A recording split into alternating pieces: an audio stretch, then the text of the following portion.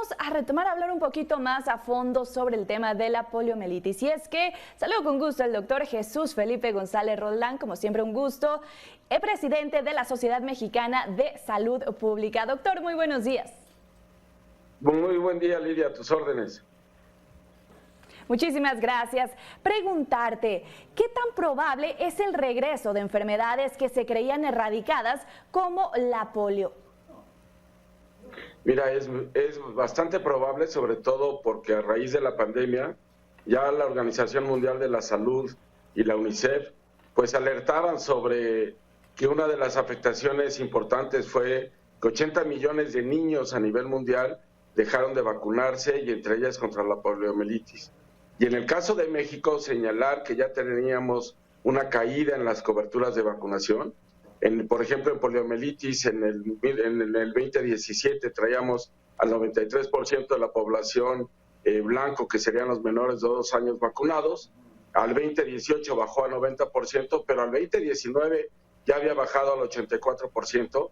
Y un reciente estudio del Instituto Nacional de Salud Pública en las encuestas nacionales de salud y nutrición 2021 alertan que solo 1 de cada 3 niños menores de 2 años tienen coberturas completas en términos de sus vacunas.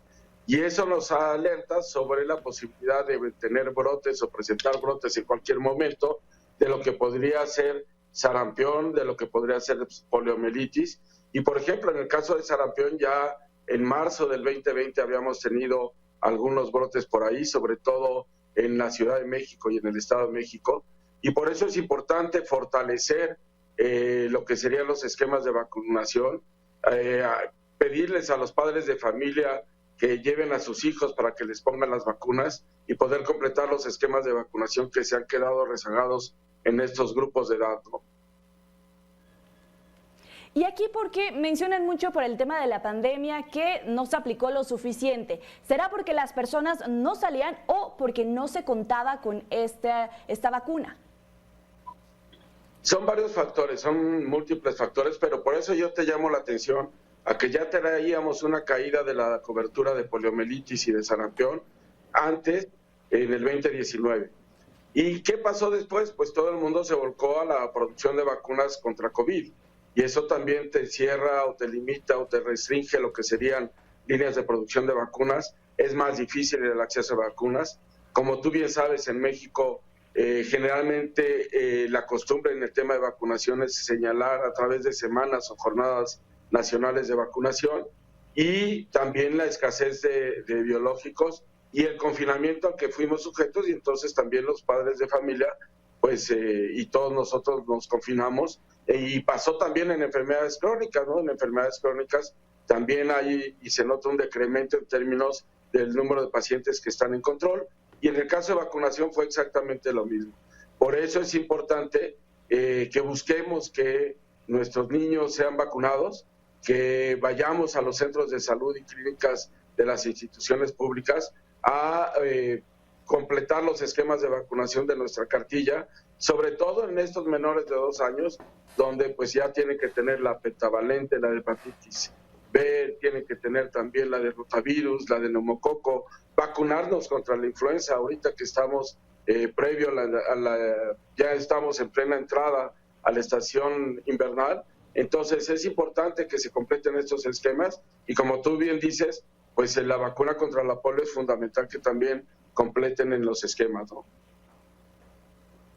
Y ya también, como tú mencionabas, doctor, que es importante que los padres de familia lleven a los pequeños a vacunar. Te voy a platicar un caso aquí que ocurre en Puebla. Está la jornada de vacunación de influenza y no se llega ni siquiera a un cuarto de la meta que tienen previsto para finales de año. Mencionan autoridades de salud que los padres de familia no están acudiendo a los centros. ¿Qué podría estar pasando aquí? Las personas no creen en la vacuna, no confían en ella, no les importa. ¿Qué es lo que estaría ocurriendo? Te hago una pregunta porque la respuesta es muy clara. ¿Tú has visto alguna campaña de medios de comunicación donde se invite a la población a que acuda a vacunarse contra influenza? Yo no la he visto, y creo que ahí es donde estamos teniendo una falla en las acciones de prevención y promoción de la salud, de difundir entre la población, y aquí yo creo que es muy importante aprovechar tu medio para invitar a que toda la población susceptible, que son los menores de 5 años, los mayores de 60 años, las personas que tienen una enfermedad crónica no transmisible, las personas que tienen problemas problemas con su inmunidad, acudan a vacunarse contra influenza en cualquier clínica o centro de salud. La vacuna es gratuita, la vacuna es muy efectiva, la vacuna a la que tiene acceso el gobierno federal, los gobiernos estatales, es de las mejores y sobre todo los va a proteger en una temporada de influenza que puede ser con un incremento de casos de manera importante. Ya se han notificado las primeras defunciones por influenza en nuestro país. Y creo que aquí es importante aprovechar y que todos coadyuvemos en términos de difundir en que la vacuna ya está en las clínicas y centros de salud y que tenemos que ir a vacunarnos. Muchísimas gracias, doctor. Como siempre, un gusto platicar contigo. Lidia, cuantas veces quieras, un placer.